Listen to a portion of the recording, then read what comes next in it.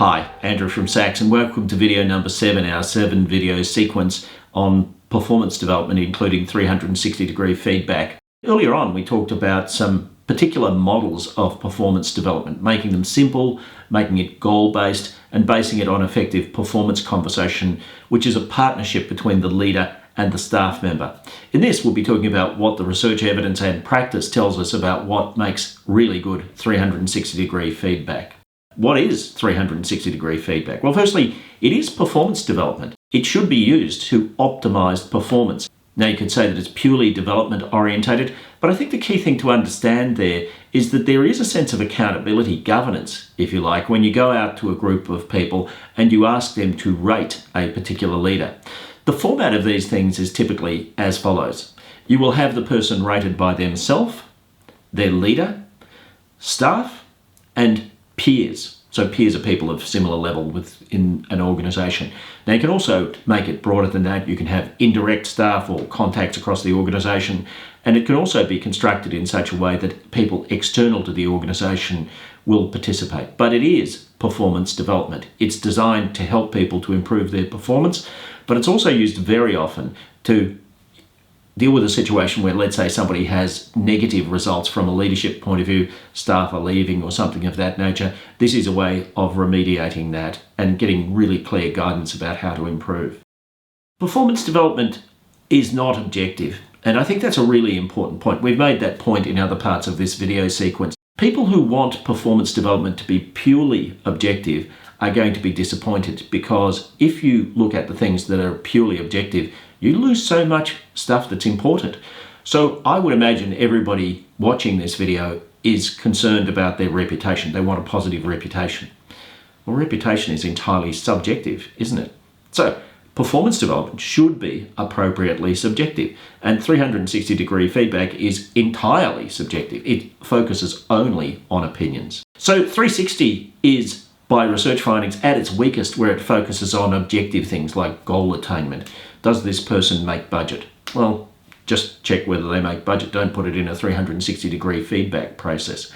But it's at its absolute best where it's focusing on the domain of impressions, because perception, as we know, is reality. And if you've developed a good performance development system based on 360-degree feedback, you will find out, do the person's colleagues value the contribution that this person makes to their well-being, let's say, or whatever it is that you're measuring. And good performance development causes people to change. One of the things that we often suggest in 360-degree feedback is don't do it unless you're going to build coaching and development into the results at the end.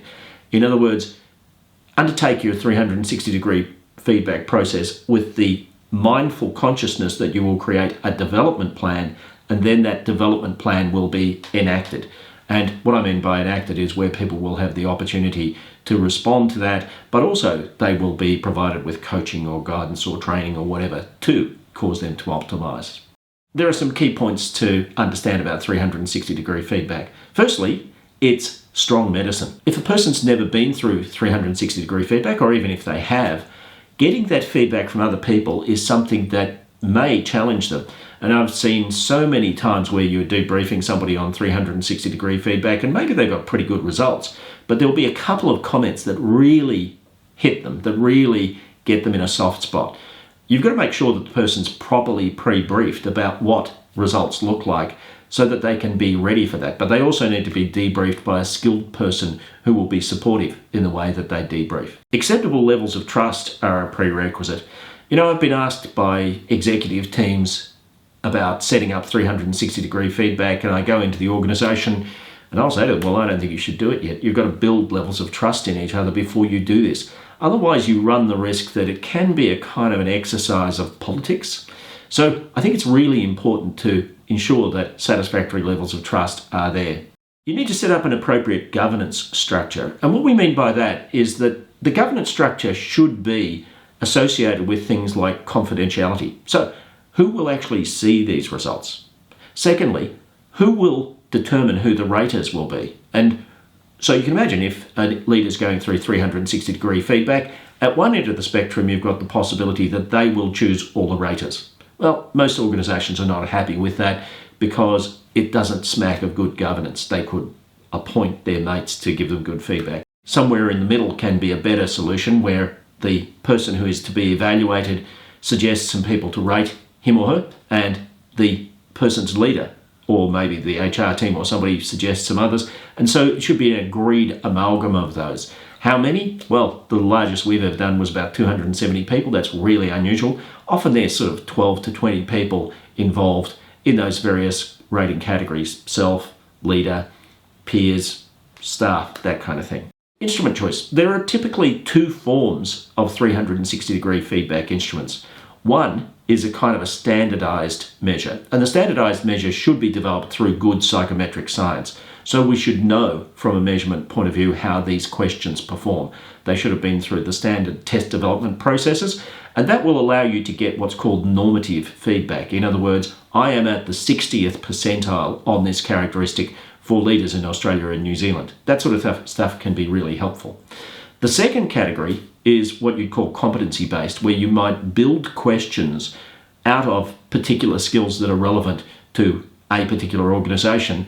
And I find that very often when we're running 360-degree feedback for clients, you'll have our standard instrument, which is 30 questions, and then you'll have maybe 4 or 5 competencies that the client wants to measure. And because we're kind of really experienced in psychometrics, we will write questions to measure those 5 or 6 capabilities. Now, the way you get those rated will be different from the standard normative instrument, because we like to what's called criterion key those questions. So the person who responds to a particular question, which is a competency-based question, it might be to what degree does Mary Smith keep her appointments on time, it could be rated at one end particular strength, at the other end particular development area. So it's called criterion keying, because the criterion is leadership development or learning and development. And if it's a particular strength, well, obviously that's good. If it's a particular development area, that strongly states that the person needs to improve their skills on that. How we respond to scores, both good and bad. We believe that it's very important before you commence a process like this. Let's say 5 leaders are going to be evaluated through 360-degree feedback. We think that you should convene a workshop where all of these points are discussed, including what will happen with the scores. I mean, what happens if they're good? What happens if they're bad? And if so, people should come away from the exercise with informed consent and ready to be evaluated, but also knowing what will happen if their scores are good, bad, or indifferent. That's a really important thing from an ethical point of view, but it will also mean they're much more likely to be engaged with the process. Confidentiality and the power of the third party. You know, one of the things that's absolutely crucial about 360-degree feedback is people who are filling this stuff in must know that their answers will remain confidential. And that's where the power of the third party comes in. We've seen organisations running 360-degree feedback themselves. What's the point? I mean, people will not trust that. They will not believe that this information will not go back to the person. I mean, sure, they might trust the organisation, but how do they know that there won't be some data issue or something like that? So we strongly recommend, if you're going to use 360-degree feedback, you really need to use a third party, where that third party, particularly if the third party is auspiced by something like the Australian Psychological Society Code of Ethics, where we can put a hand up in the air and say, this project will be run in accordance with this code of ethics, then the raters will rate more honestly. I've seen organisations run their own 360s, and then, let's say a year later, they've decided, okay, well, that's not working, we'll do it with an external party. We've done it, and you see the results are completely different, largely because people feel confident to be more honest in those circumstances.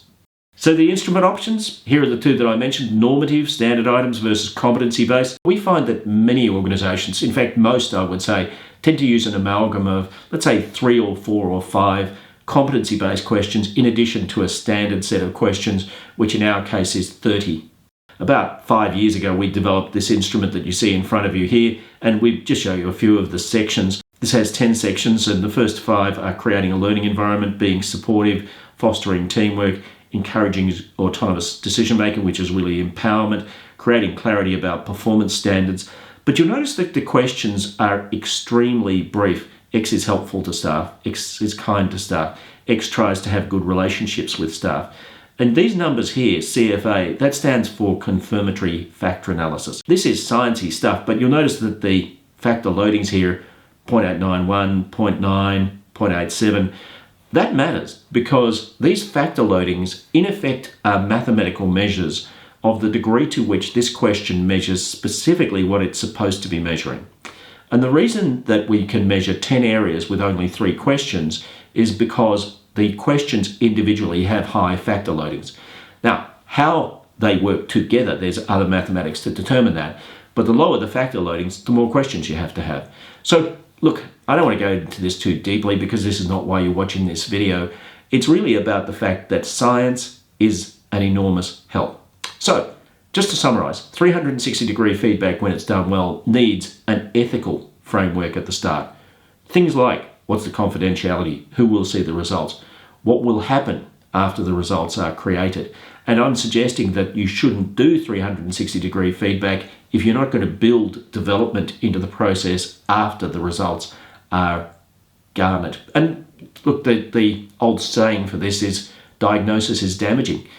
Do you really want diagnosis if you haven't got a cure or a remedy or a congratulation for that matter if somebody's got good results? So that's really important. I think the other thing that I would say about it is that sometimes 360-degree feedback processes can be extremely valuable at a group level. So you can imagine the situation I described before where 5 leaders go through 360-degree feedback.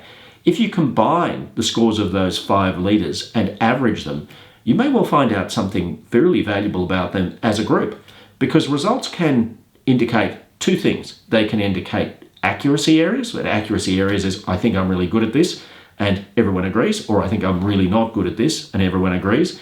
It can also create what we call confidence areas, and confidence areas can be situations where I rate myself low, but everybody else rates me high. That's an incredibly valuable learning because it means I can play that card with more confidence. And then there's the unrealistic kind of perception. I think I'm great at something, but other people think I'm not so good. And of course, that's a really powerful learning as well. So 360-degree feedback is an incredibly powerful tool for leadership development. And one of the things that I strongly recommend is that, let's say people want leaders to undertake leadership training. I strongly suggest have 360-degree feedback at the start and 360-degree feedback at the end. Why? Because there's no measure of whether something's working like seeing if those scores change. People often evaluate leadership training based on what we call happy sheets. Did people like it? Well, it's good if people like it, but it's far more important that the people around them say, actually, they're a better leader, and 360-degree feedback can offer that. So that's what we had to say about 360-degree feedback, and we hope that that's been helpful. If you'd like to check back over any of the other videos in our sequence, just click on the link near this video, and thanks for watching.